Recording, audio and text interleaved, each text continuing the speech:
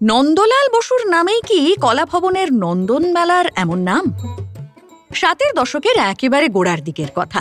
নন্দলাল বসু প্রয়াত হয়েছেন বছর কয়েক আগে। কলাভবনের অধ্যক্ষের দায়িত্ব নিয়েছেন দিনকর কৌশিক।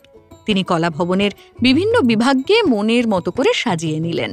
তাঁর উদ্যোগে অধ্যাপক হিসেবে যোগ দিলেন সোমনাথ হোর, সনৎ কর, সুহাস রায়, শর্বরী রায়চৌধুরী, অজিত চক্রবর্তী, জয়ন্ত চক্রবর্তীরা।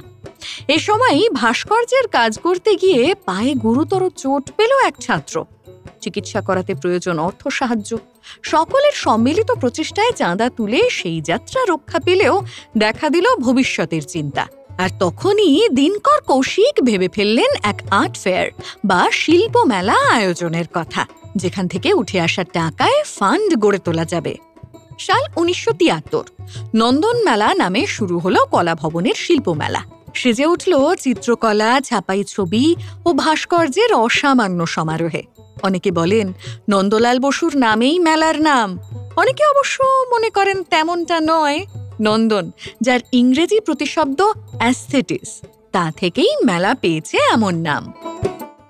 ফলো করুন সংবাদ প্রতিদিন ডিজিটাল।